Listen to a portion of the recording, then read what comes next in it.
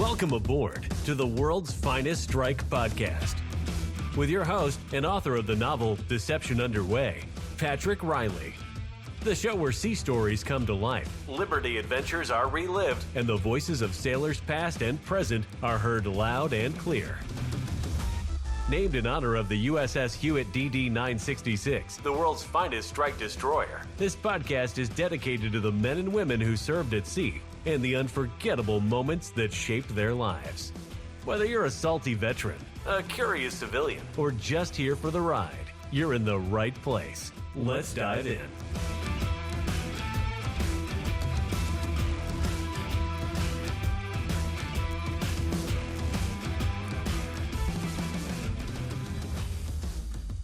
Well, how about that for a new intro, huh? Nice. Yeah, the last one was just a little bit of a drum thing, and that was it. I needed a little better introduction.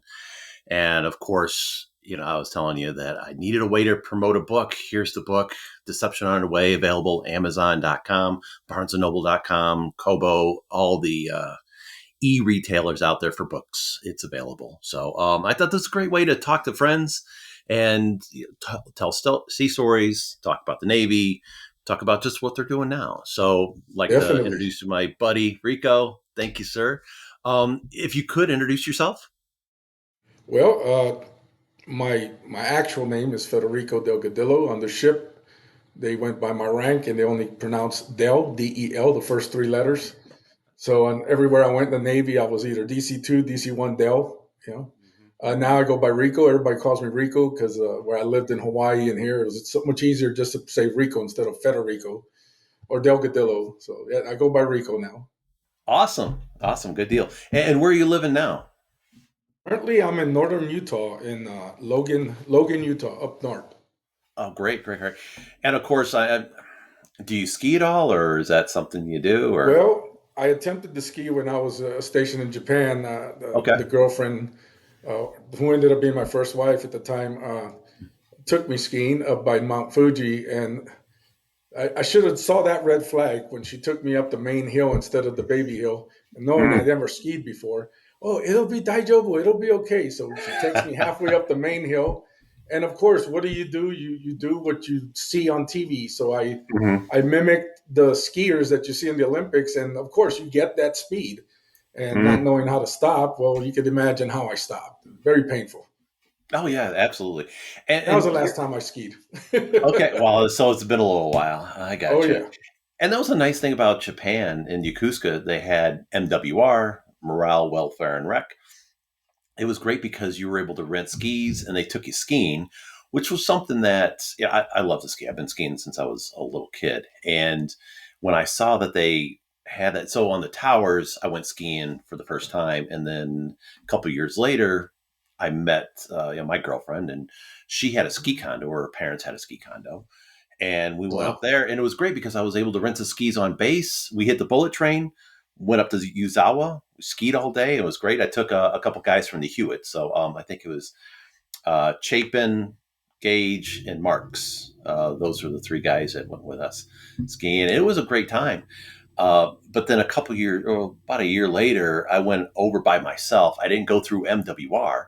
And what happened was I couldn't rent skis at the ski resort because my feet were too big. Nobody had large enough. So I had to hang out in the condo. That a lot in Japan. Yes. I'm like, seriously? Yeah, same thing. I bought a motorcycle helmet outside of Ueno, and they had to run down the street to the warehouse and get a larger helmet because nobody had the right size of helmet. I still have the helmet too, just to keep it. So. Oh, that's awesome. Yeah, that's cool. Cool. So, hey, just curious. So what led you to the Navy? What year did you go in, and why did you join the Navy? Well, a friend of mine I grew up with in the old neighborhood, at the time I was working as an optician. I made prescription glasses and for Texas State Optical and Eyesight and iTech. And I was trying to get my friend I grew up with into that, teach him how to make it, and it was really good. But then he got impatient, and he ended up joining the Navy. And I was like, dude, I was just about to get you hired at Texas State Optical. I was going to teach you how to do this. And he's like, I already joined, this and that. And so I ended up running into him and his recruiter, and we would go drinking and have dinner and stuff. And he never tried to recruit me because he saw I was always in suits. I was looking good, a new car. I was doing good at the time. And then the company got sold, and they wanted to give me a pay cut and put me back in the lab making glasses. I was working at the home office by this point, and I was like, oh, this I can't do this again. You know, working those long hours, starting from scratch, and you know, and so my dad kept hounding me about joining the army because that's what he wanted to do when he came to the States. But he couldn't do it because he had a heavy accident and flat feet, and so they wouldn't accept him. This was during the Vietnam thing, which surprised me. I was like, and he showed me the paperwork, so he wasn't lying to me. I was like, wow.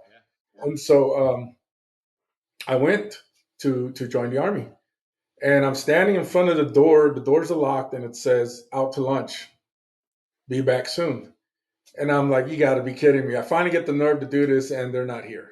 And then I hear my name. Back in those days in Texas, they called me Fred. So I hear Fred, and I turn around, and it's that recruiter that I've been going drinking and having dinner with my friend Jesse.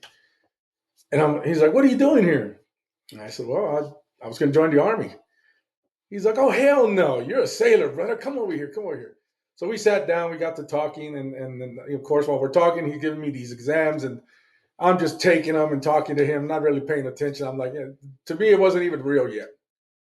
And then we're all done. And he's like, okay, I can get you in. When do you want to leave? I said,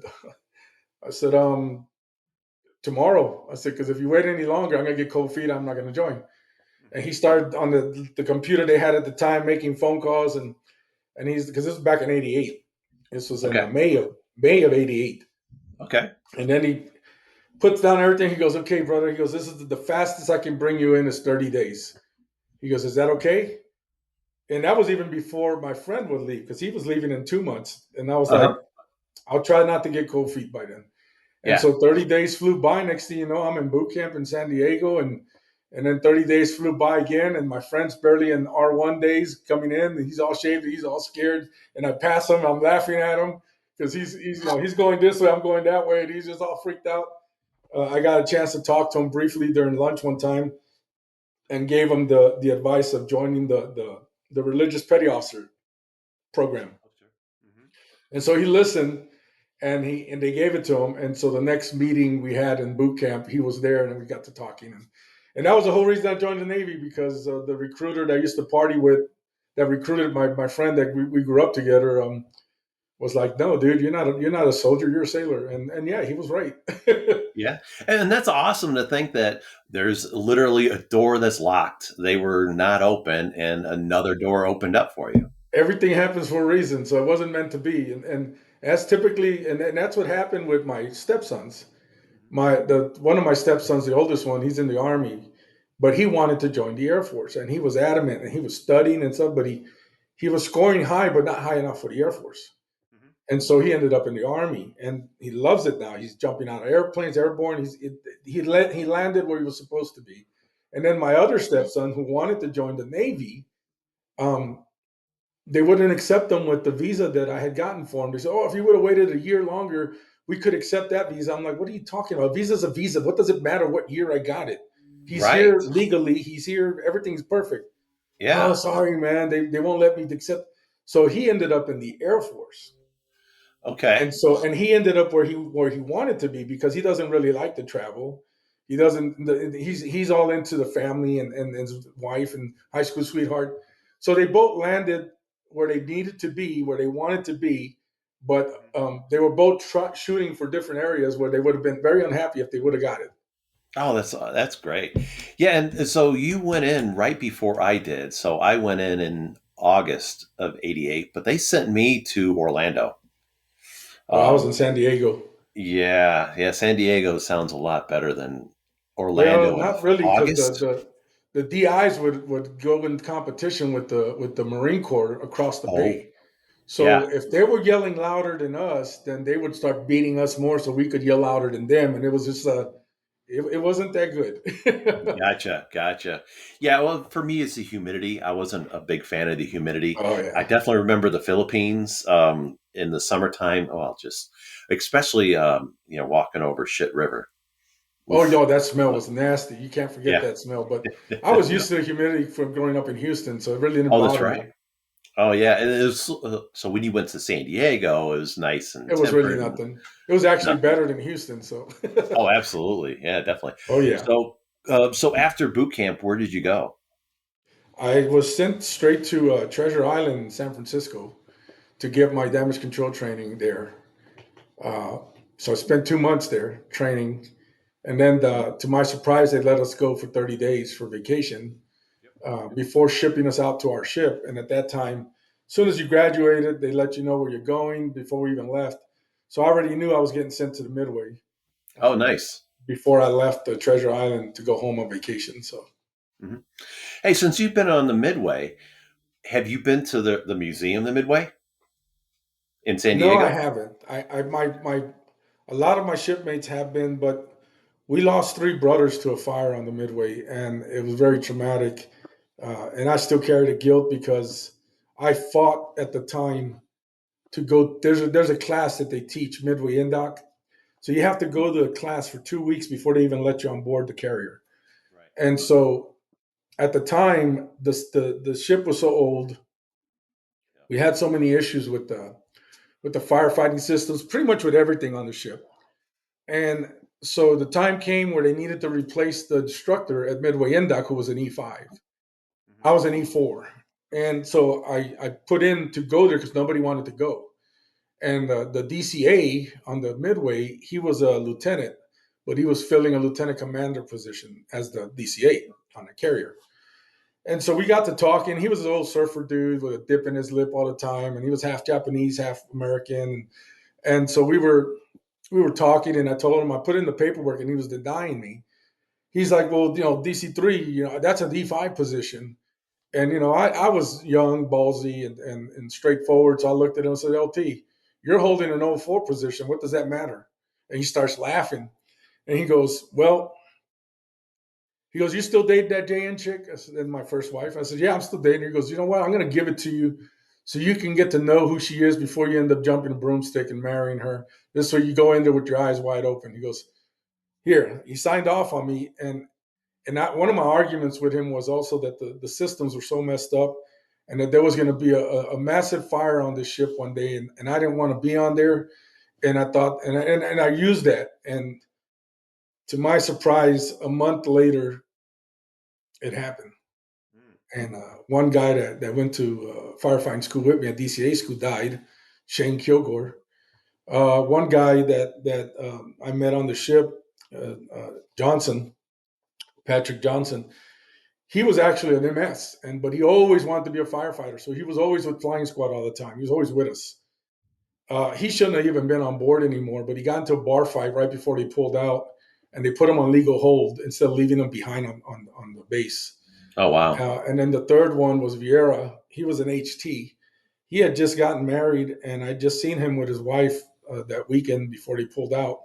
She was pregnant. I think she was like 3 or 4 months pregnant, and they were so happy. And well, the shit hit the fan a month later, uh, and they died. All three of them died, and I felt so guilty because I was like, because you're part of that team, Right. and you're thinking to yourself, well, what if what could have been different if I was there, if I wouldn't have gotten off the ship? Because we didn't have no deaths or bad incidences when I was there with the team. I was part of rapid response flying squad and with Kilgore and all those guys, and we always took care of business. And then the only difference that I could see at the time was I wasn't there. And three people died, and I don't know how many other people got hurt and got medically retired and flown out. And Right. yeah, I When haven't was been able to go back just because of that. Yeah. My Oh, teammates have, absolutely. and I plan on. I'm hoping that maybe next year Hmm. I can let everything settle down a little bit with California and politics and all that shit, and then Hmm. take my kids and see it. Yeah, absolutely. Yeah, and actually, I think next summer, so I think either June or July of 26, we're all planning on going out to San Diego for a retirement party for one of our Oh, former shipmates. So that might be a perfect time to go out there should be the if dates. you're Hopefully, interested. I'm free that time. Yeah, Absolutely, that'd be absolutely, will awesome. do. So, when did the fire happen, and where was Midway at? They were just doing maneuvers outside of Japan. It was in June 19th of I remember the year. Was it 89 or 90? It was 90. 90? Okay. It was 90 because I transferred off the Midway at the end of 90 to the Hewitt. Gotcha.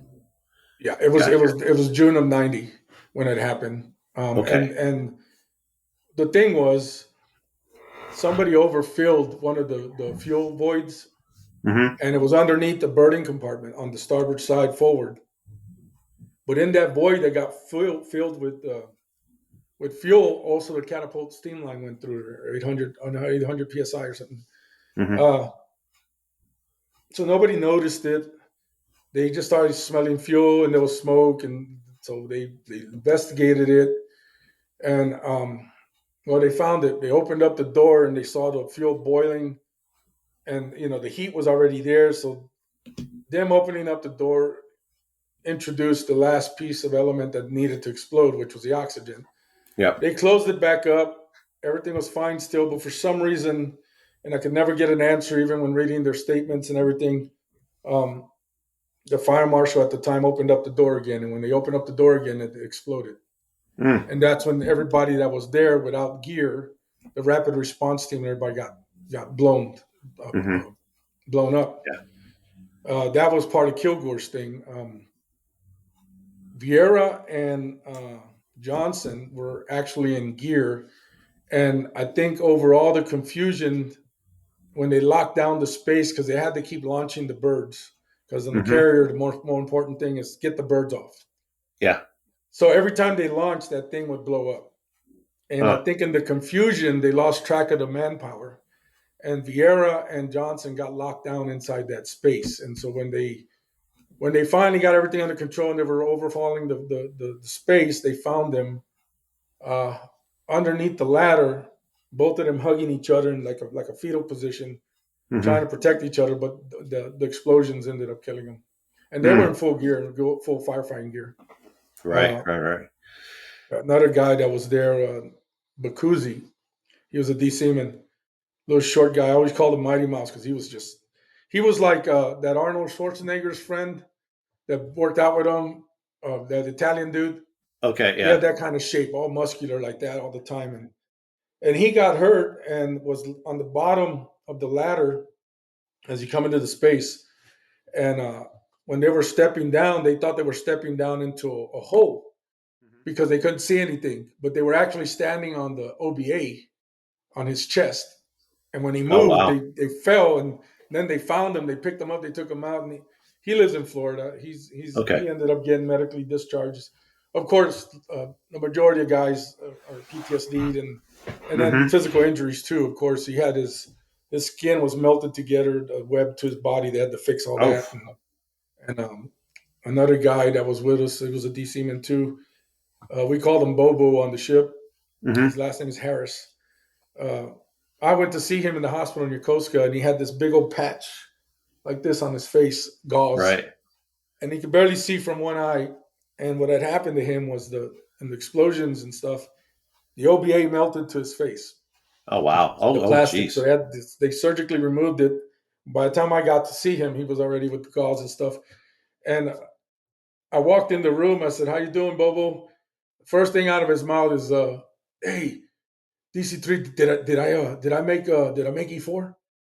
Oh, jeez. And I looked at him and I was like, I couldn't believe what I was hearing. I said, "Bobo, if you did it, I'm sure they're going to give it to you now." I said, "Don't worry about it. Just get better. I'm sure you got it no matter what." And he's like, "Oh, okay, man." He was still in shock, going through everything. I didn't get to see anybody else because they went to different hospitals in Japan. Kilgore, they flew him directly straight to Texas burn unit. And 3 days later, they ended up disconnecting him from the machines, and he passed away. And he was a surfer guy. He was a free, easygoing surfer guy, and anybody that knew him would know that he would not want to live on a machine. Yeah. And that's what his parents said. They said, "We're going to disconnect him, and if the good Lord wants to take him, then that's what it's going to be. If he survives, then that's what it's going to be. But this right here is not going to be. That wasn't him." And everybody, I mean, if you knew him, you knew that was not him. So they Right. disconnected him 3 days later. His lungs were too burnt from the explosion and the fire that he didn't survive. He passed away. Yeah. Yeah, that's that definitely could be traumatic. Obviously, it's traumatic. And to think that ship is still there, it's a museum now, and yeah, that would bring back some those, because I would imagine that memory is going to be, stands out a lot more It's pronounced than everlasting. the Yeah, good it's one. Yes. everlasting. And they put Yeah. the first year that the team went back. I was in Hawaii still. They put a plaque up in that area where the fire Okay. happened. They let them in.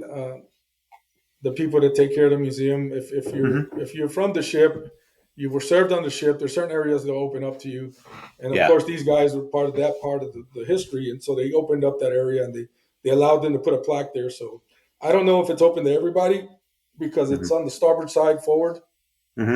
Since I've never been to the what actually is open, I don't know if that hallway is open because the hallway when I walked through, because I was one of the first ones on the ship when Japan finally allowed them to pull in. Japan wouldn't let them pull in because they said, we could never confirm or deny that we had nukes, and so Japan was like, take care of your fire, and then you can come in. We're not letting you in here while you're still fighting the fire. And Wow. so they had to stay out for like 3 or 4 days before they allowed them back in port. And as soon as they came in port, they put down that brow. I ran across it and got on it, started seeing everybody, and I mean, they just looked so worn out and tired and stressed. And I mean, some of them looked like ghosts. They were just like barely moving. And when I went down that hallway, I couldn't even open my eyes from the fuel, the smell and the fumes.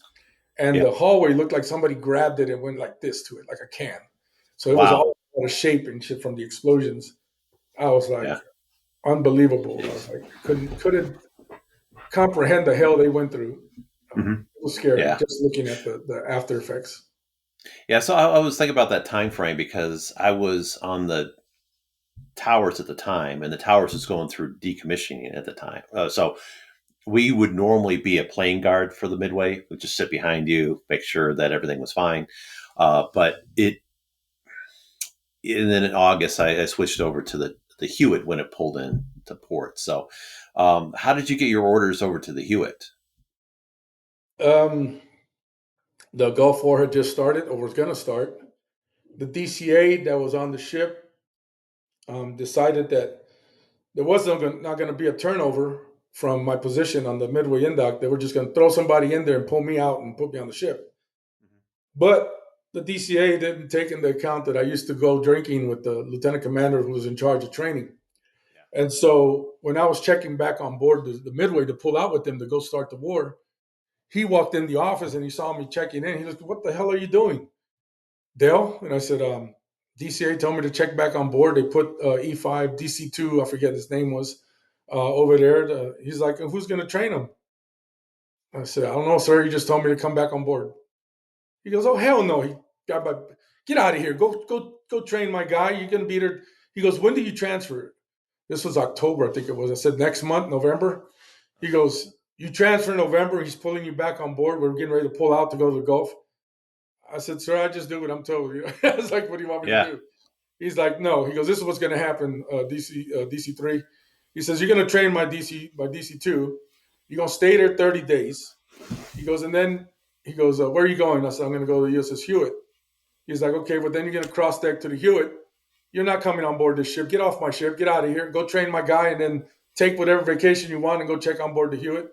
He says, I'll take care of this." And he took off, and I didn't have to pull out with him.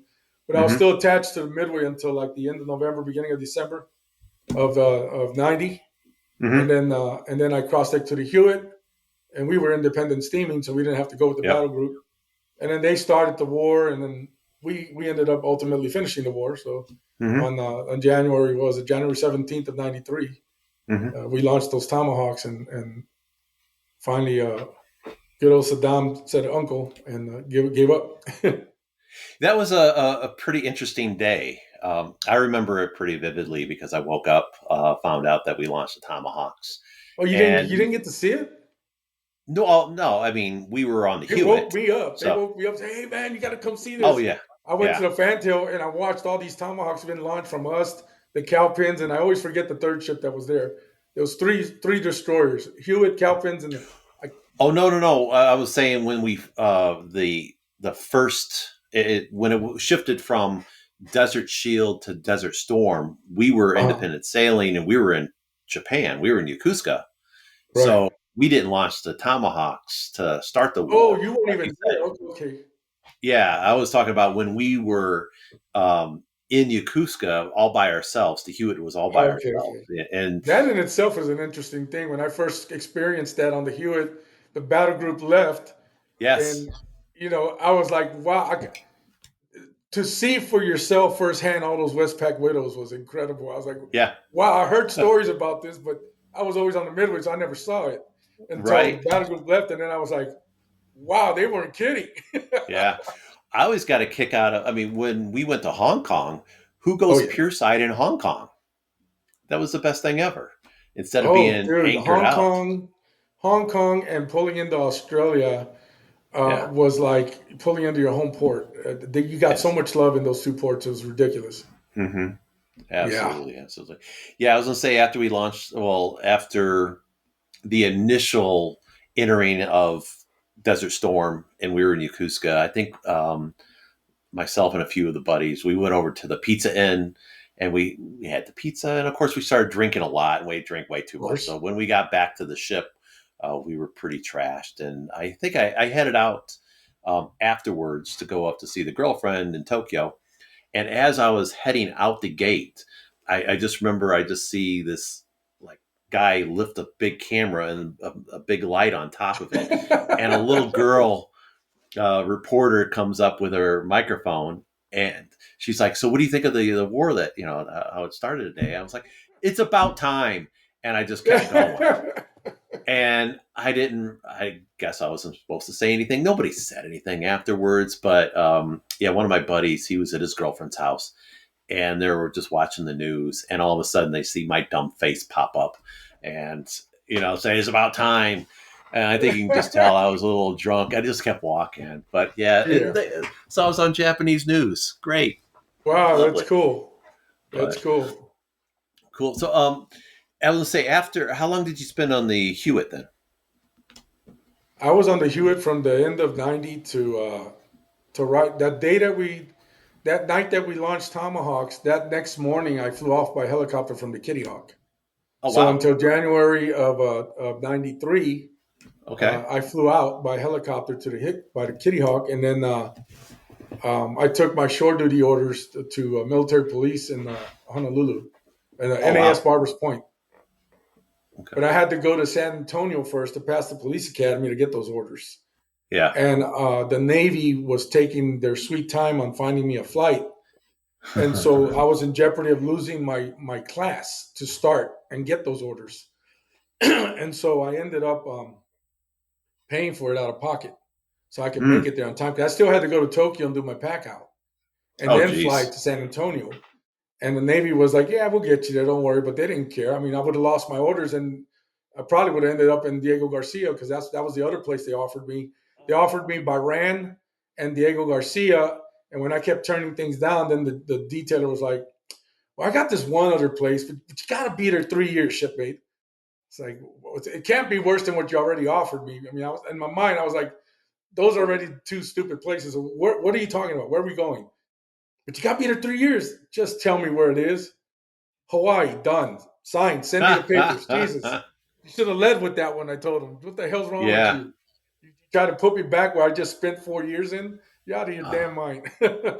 Right. Oh, Diego Garcia, that would have been awful. Oh, God, no. We had a guy that transferred while I was still on the Midway to Diego Garcia, a military police. And he did it because it was going to count for 2 years of sea duty. Yeah. And he wanted to make rank and all that crap. He was an E5. And when we pulled in on the way to the Gulf one time, he was there already. He had already went through his training. He was in the military police.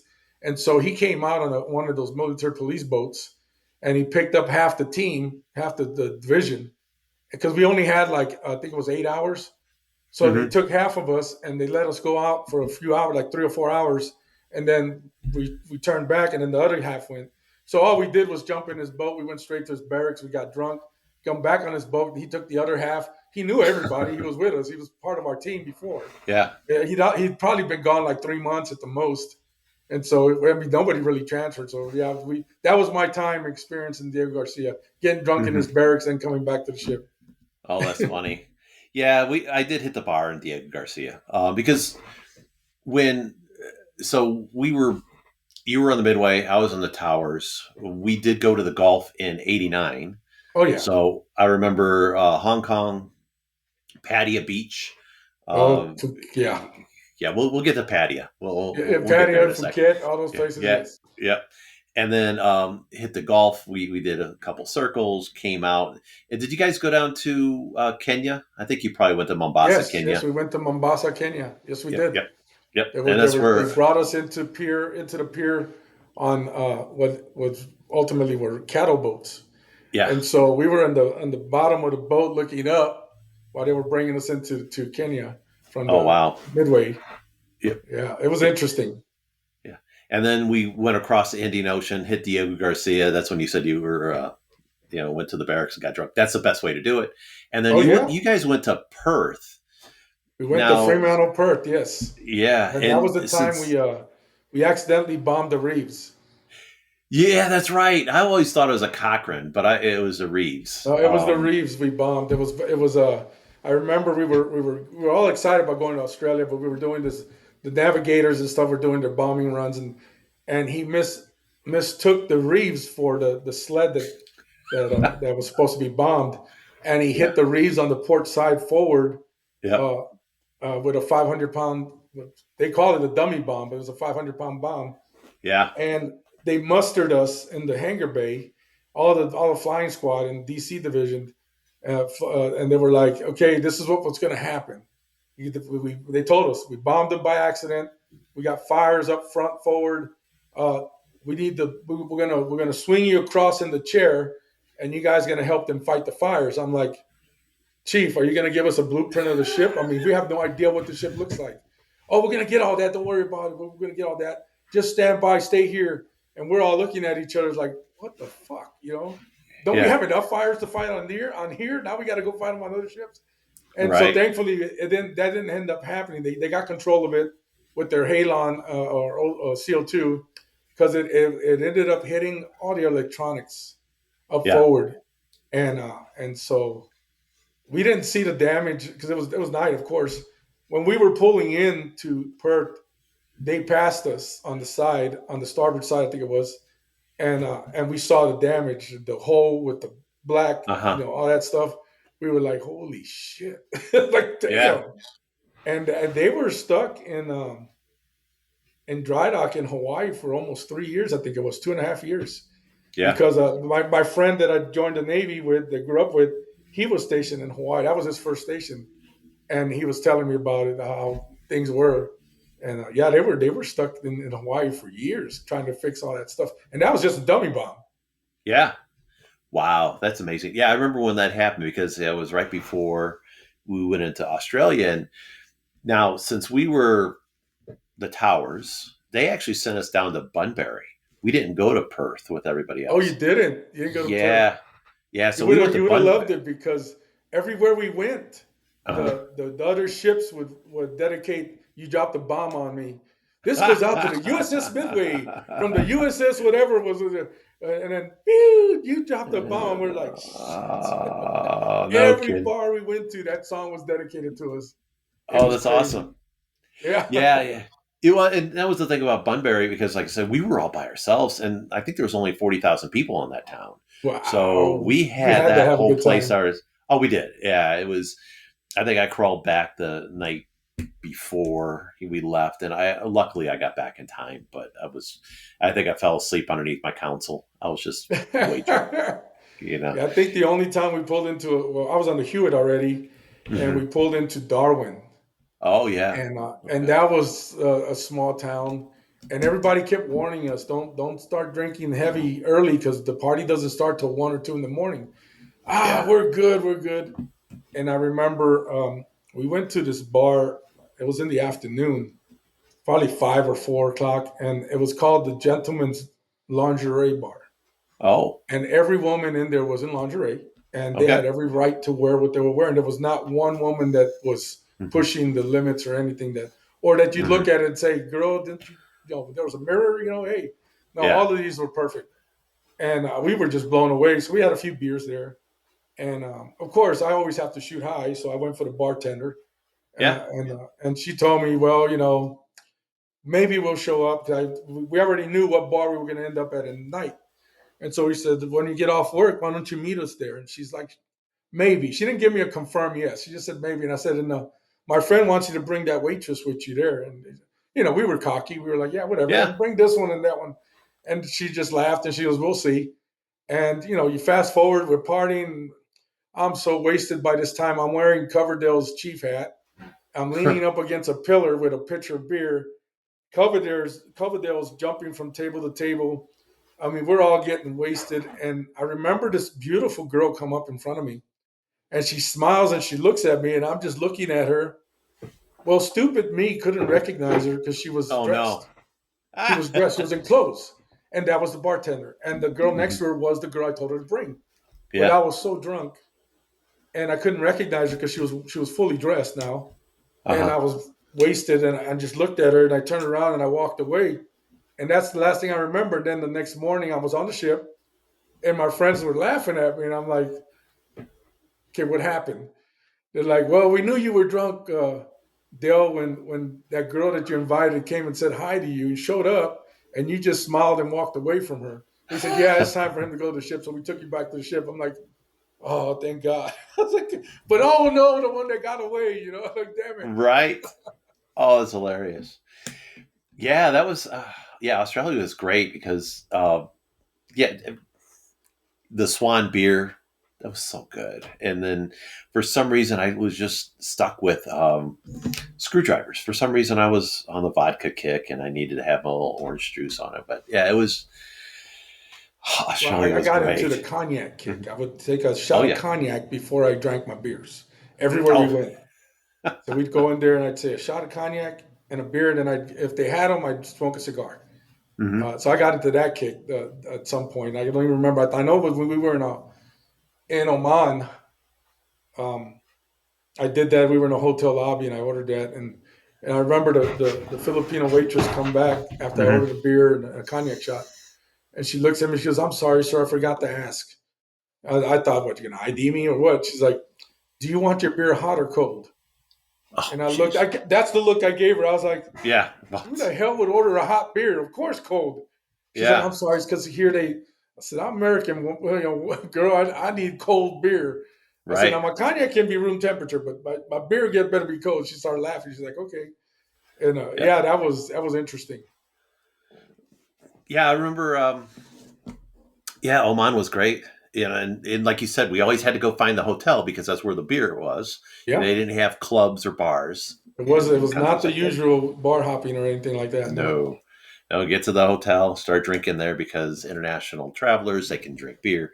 Yeah, I don't think a lot of people really realize that, but And it's you had to part of what we order had to do. at a certain point. You had to order like 4 or 5 beers because they shut down like at 5 or something. Yeah, They do their yeah. prayer thing, and they were shut down for like Hmm. 2 hours. And Yep. so, if you didn't order ahead of time with a bucket of ice, you were Yeah, sucking wind until they could finally open up again. absolutely. So, what was, and I can imagine, but what was the difference between pulling into a Liberty port on the Midway versus the Hewitt? Well, the biggest difference was the amount of sailors that there. I mean, Yeah. the ship alone had 3,500 to 4,000 sailors, not including all the escorts. Hmm. So if you pulled into a port with the battle group, you're looking at about 8,000, sailors Hmm. running around. So unless you were in a big city like Hong Kong or Australia or Singapore, I mean, Yeah. you pull into Darwin with somebody like that, you're lucky if you even get to talk to a girl. Right. But if you pull in with the Hewitt, everywhere we went, we were independent steaming. So I think at the most we might have had like one other independent steaming ship in there with us, Hmm. and so it was a huge difference. I mean, you're talking at going from maybe 3 girls for every guy to 10 girls to every guy. The big difference, Hmm. everywhere you looked, Absolutely. they were hitting on you. And I remember when I was on the Hewitt, that was the time when I actually had to turn down women in Australia and places I went to because there was just too many, and they all Right. wanted you. You know, you Yeah. opened your mouth, you're American, and then you're a military too. Forget it. You know, Hmm. you were prime real estate. You know. Absolutely. Yeah, that was the best part that I remember from the Hewitt, because when I was with the Towers, we were part of that battle group, so Yeah, we it's a always big went with the difference. Midway. So I remember Hong Kong. You kind of it was a little better in Hong Kong because you kind of be able to blend in a little more and get away from Well, some of the I sailors. always went to Kowloon. Oh I yes. ate in Hong Kong. I went to the market. And they killed the fresh food there. They cooked it on the Yep. grill. We had our huge Hmm. San Miguel. We did our dinner, and then we jumped the Star Ferry straight to Kowloon side Yep. every time. Absolutely. Yeah, we would do that all the time. And the restaurant I always went to in Hong Kong was Jumbo's Floating Restaurant, and that was over Oh on yeah, Aberdeen I always Harbor. tried to go there. I never made it. Yeah, I guess it sank. It actually Yeah, caught I fire heard and it sank. sank. There was a Yeah, fire or something that sank. but Aberdeen Harbor was pretty cool because that's where all the boat people are, or a lot of the boat people, where they live on the boats. And I remember I went to a bar and it was actually on a barge, and I went to go take a Wow. leak. And I just remember the toilet. You just look right down through the bottom of it, and it goes right into the harbor. Great. Yeah. So Yeah. uh, No EPA there. no, not at all. But yeah, Hong Kong was great, especially when we were by ourselves. But Oh and yeah. that's part of what I'm doing with the next book is that I have to go there because that's part of the story. I need to write that in there, and I have to go back to Hong Kong. I haven't been there in 35 years or so.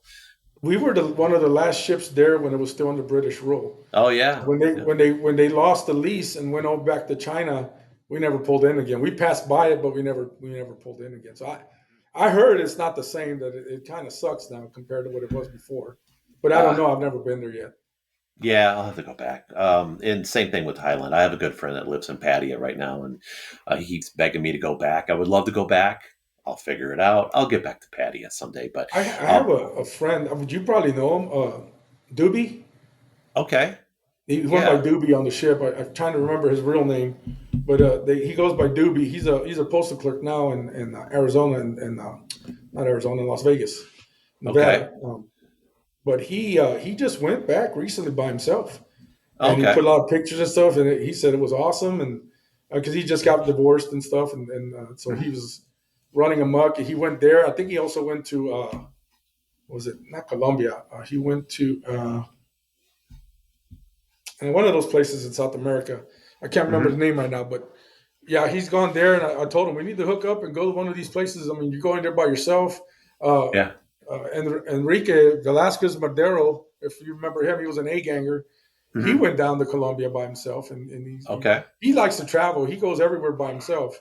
I told Yeah. him, dude, we got to hook up and make plans. I mean, I'm divorced now, and my kids are going to be grown soon, Uh huh. and yeah, we gotta make plans and do this. And he's like, yeah, dude, let's do it. So who knows? Maybe next year, or the year after, probably the year after, because then my youngest will be 18, and then he'll be Okay. able to just go do whatever. Absolutely. Well, and that's the nice thing is so I've got, like I said, with the second book, it's pure fiction. I'm writing it, but I need to get the experience of being there. It's been so long, Oh yeah, no, and it's changed a lot. yeah, absolutely, Changed a lot. and I still have to. I think it's really the sights and sounds and smells and just kind of get that down on paper. But Yeah, what happened? So I priced it all out for like a 12-day trip in October, and it was like $1,400 round trip on air, that's not bad at all. and it was like Denver to Hong Kong, Hong Kong to Bangkok, and then Bangkok to Kuala Lumpur, and then Kuala Lumpur to Singapore, and then Singapore back to You know, Denver. Singapore is a place I'd Fourteen like to go hundred. back to. I'd Yeah, like to check yeah. out Singapore. Mhm. I always loved it. It was beautiful. I had a great time there every time we went, and that's a place that I'd really like to see. Yeah. Yeah, again. I do have a shipmate from the Towers who lives in Bangkok. He used to be the post commander for the VFW for all of Southeast Asia. Really? So for all the expats that were VFW members, he was the commander. So I Oh still wow. have his contact information. He lives in Bangkok. But yeah, I've got another friend who was never in the Navy, but he sure acts like he is. But he, I got a couple like that that never been in the military, but they sure act like they have. Yeah, yeah, and he's been living in Pattaya for several years now, and I think his rent was only like $150 a month, No, yeah, I've and seen he, videos on I think on TikTok and Instagram where they people are talking about, you should retire in these different places, and Mhm. it's incredible. But I mean, I just couldn't. I wouldn't feel safe because I'm used to having my gun with me everywhere I go, or Yeah, and if I can't do that over there, then and then of course, you always go through. Okay, what if I flaunt too much? I'm going to be a yeah, target. yep. Just I couldn't do. I don't mind going to visit and having a good time, vacation, and come back, but I don't think I could ever live in any of those places. Right. Yeah, and I think you're right. I think I want to visit, but getting out there, I'll get there soon enough. Yeah, Hopefully, yeah. and I think that's kind of a retirement gig that I would like to do is just travel to countries like this. That's exactly what And I'm looking forward to. When I retire, just travel, mhm, all over the states, and on top of going overseas and other places, just yeah, trying to stay in good shape and health to be able to do that without a wheelchair or nothing. yeah. Well, and that's what I look at with writing is I want to be able to write. Writing Yeah, doesn't take too much, and then I can exactly. get some of the books published. And I think this podcast is pretty cool because we can talk to people and I can talk to people anywhere. So maybe I take my podcast on the road and interview the guys over in That's a good Thailand idea. and stuff. You could do this anywhere you're at. You can run into old salts out there and interview. And if they weren't to interview you, or let you interview them, Yeah. that'd be Hmm. awesome. You could do it anywhere, like you said. You could be Yeah. in Thailand, Pattaya Beach, and Hmm. interviewing people right there on the beach, talking to them. Yeah. Take a few Absolutely. hours out of each day, and you can write it off as a business expense. Yep. I've done that. I've done that before. So, but yeah, and that's the cool part. Kind of going back to the Midway and the towers. I remember we were off, anchored out there and just off the beach, and I remember the little boats with they had the real long props, and those Oh yes, yes, outboard move. yes. Yeah, Yes, we and used to be ride able to those in sit Thailand there. when they bring us into the pier, into port. Yep, We used to give yep, them either a hat or a Zippo to get us there faster. yeah. Oh yeah, definitely. But I mean, that was a nice thing is that there's so many bars there. It kind of absorbed all the sailors, and I Yes. think girls came in from Oh, they from did. They the did because I farms. remember opening that before I was on the Hewitt, Thailand, Pattaya Beach, and Phuket. Some of those bars, when you got there early, um, it was scary because I'd open up the door and there was like maybe five sailors in there and like 30 women, Yeah. and each one of those five sailors had like five or six women on them. And when Hmm. you open the door, they look at you like help. They like go like this, and you like close the door because they come running at you. You're like, no, not ready for that yet. Yeah. Yeah, no, the only time before independent steaming that I shut the door and said, oh no, no, no, no, that's just way too Right. many women coming at you. Oh, that's great. Yeah, because I was 19 when I was there for the first time, and I was it already was eye 20. I opening. turned 21 in A school, so by the Yeah. time I started hitting all those ports, I was like 21, 22, 23, around there. Yeah. Oh, exactly. And I always remember the girls. They always had their numbers on them, and That like, was oh in yeah, Sabayland. Yes, you go yeah, sit there and have a beer. They had the stadium seating behind the glass, and you had your menu, and you yeah, tell them you want number 35 and whatever, how many you want, and then you tell yeah. them on the menu what you wanted them to do, and Uh then huh. when you were ready, they'd say, "Are you ready, sir?" You go to the elevator, and they'd go give you your massage and whatever else you negotiated. It was Yep, yep. funny. Well, and I think it was Caligula's, the place I would always go Caligula's, to. yes, Yeah, but all their numbers were 69. That was it. yeah, So I was like, yeah. That's what they I did the still freak have. shows. Yeah. Well, that's another story. And I think that might be a good segue. I'm looking at creating like an after show. Yes, we Um, talked about that. And told you yes, because you got to separate those stories because they're intense. exactly. Yeah, because you were talking about the freak shows. I was like, well, maybe I might have been with one. But I mean, that's a story for another Yeah, time. that's a whole. Yeah, We'll get to that that's one. after dark. Yeah, that's a teaser. How about that? That's a teaser. I'm Yes, working on the yes. whole.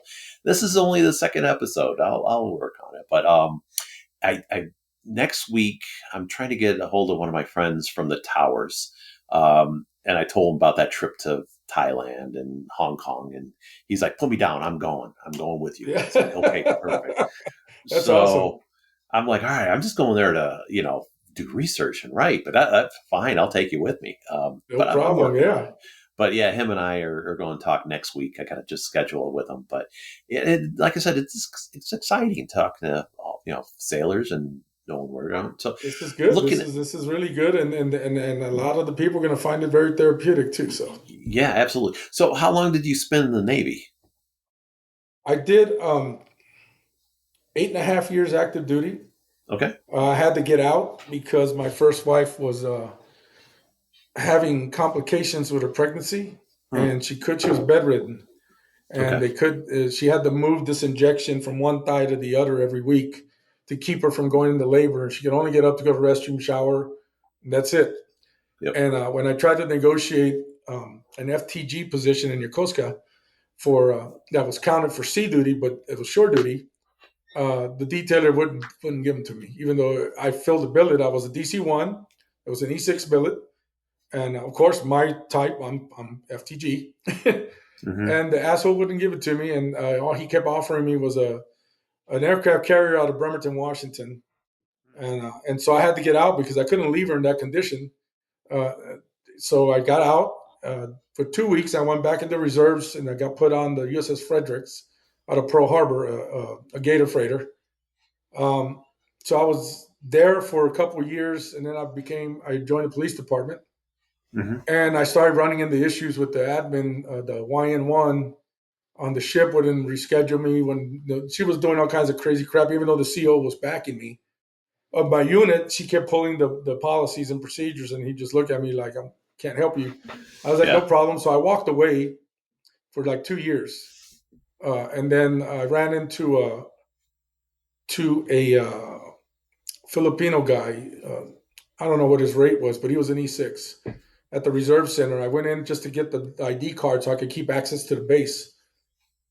And he goes, DC1, Delgadillo, if I bring you back in, would you come in?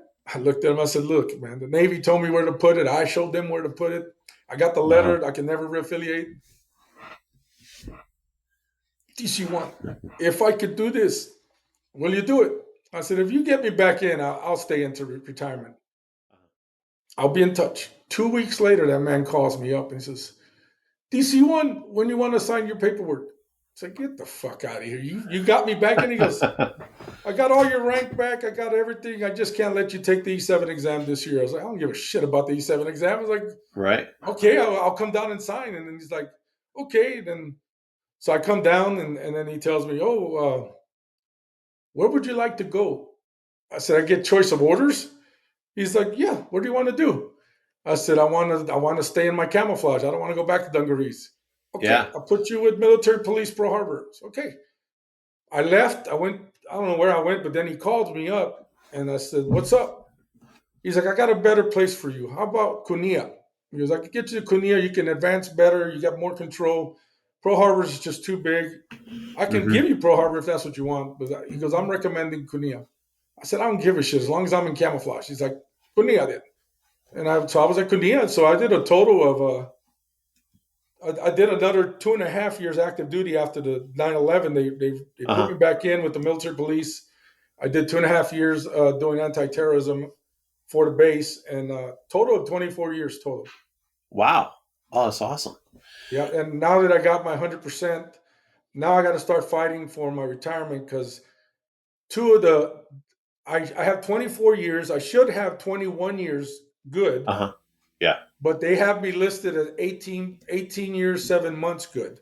So 2 years, they didn't file my points for reservists, my 2 weeks training. Oh, wow. And so I found the points at one point a few years back, but I was fighting for my disability, bigger paycheck, of course. So now that I got my 100%, now I got to go back, find those points again, and fight for my retirement because I'm not leaving anything on the table. Absolutely. You can't. Yeah. Well, because that's the nice thing. And like I said, then you can move to Padia and live like a king off your disability. So that'd be nice. Yeah, I'm at 70%. Costa Rica, right, that was a place that people are going. Sorry, I didn't mean to Costa Rica. It just popped in my head. Costa Rica is where they're pushing for people, retirees or VA disabled veterans to go live because they even have all the infrastructure there. The hospitals, the clinics, and everything. Okay. All right, I'll have to do that because right now I'm at 70. I've got some other issues that I was trying to work on, It but took me I'll it get took there. me 6 years and 4 months to get my 100. Yeah, yeah, no, that works. But yeah, it's been great. But so what did the Navy really do? Because after you retired, and so you're working as a IT security analyst, is that right, or IT I security am an engineer? I am an information system security officer.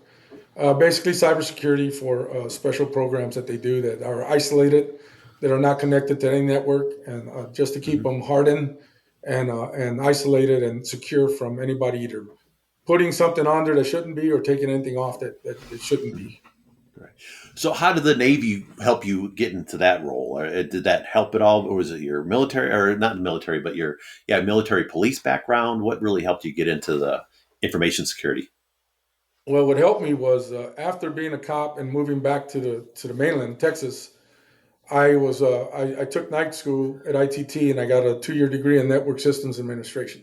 Hmm. As soon as I graduated with that, oil and gas industry picked me up as a field service engineer, Okay. working with the uh, seismic software and computers that they use to Hmm. find oil and gas. Sure. And so they were like, computers, we can teach you everything else, and that's pretty much what happened.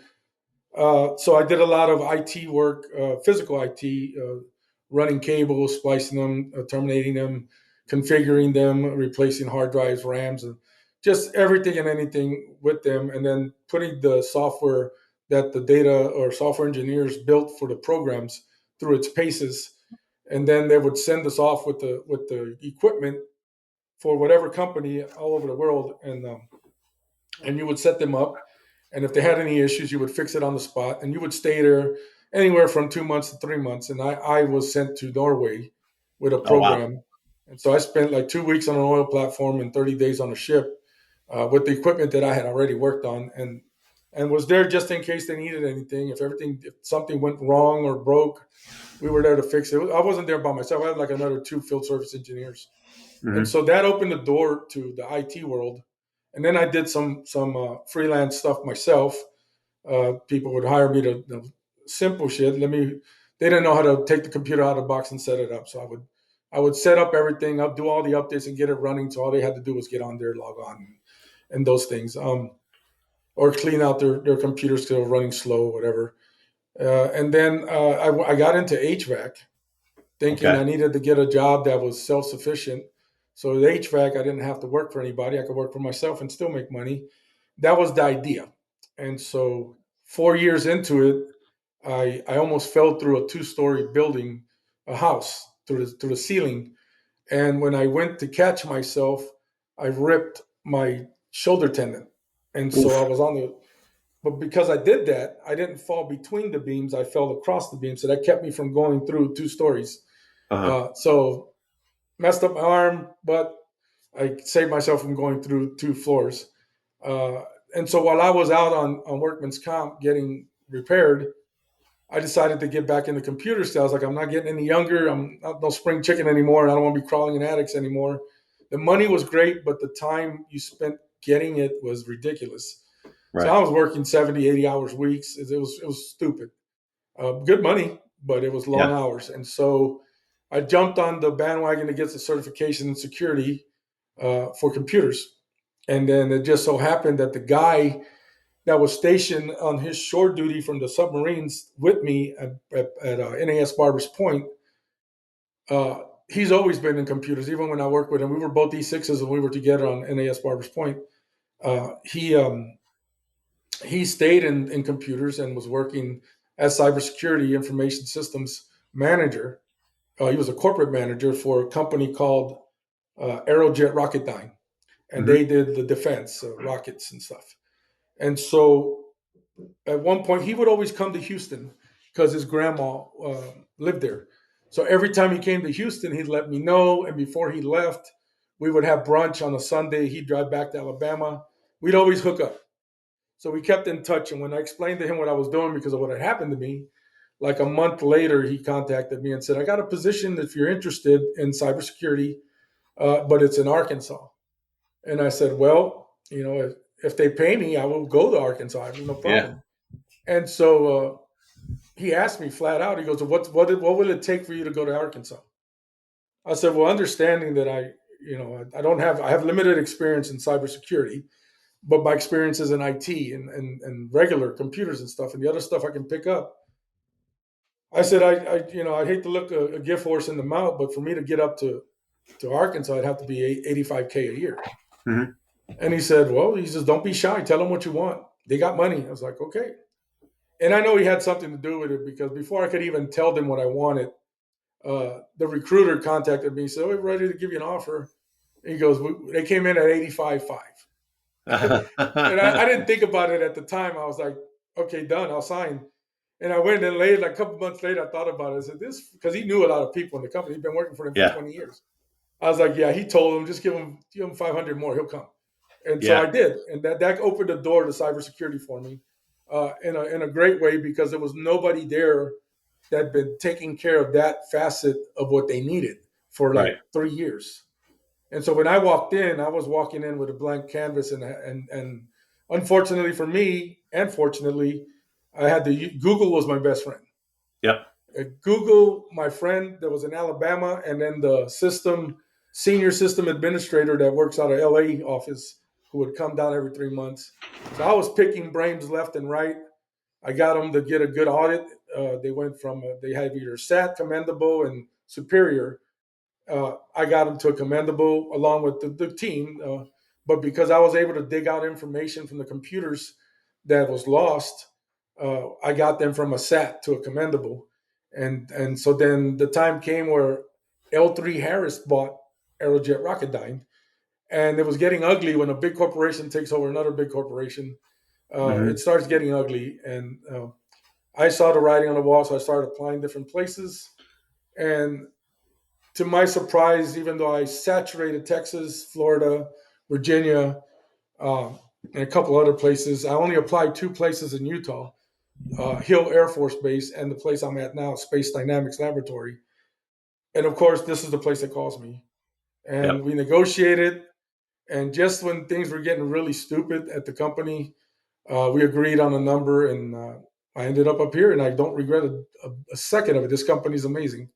So that's how I ended up getting in cybersecurity, and now I'm just building on it. Perfect. So, knowing that, in the Navy, you were damage control and the military police, does just thinking about the Navy itself, not just the training you received, did that set you up for success where you are today? I think it gave me a good foundation to set me up for success, because being a Navy engineer, they don't take any excuse. They just tell you do it, and then you have to figure it out. I know a lot of times they throw some equipment at me that I've never seen before. I didn't even know what it did.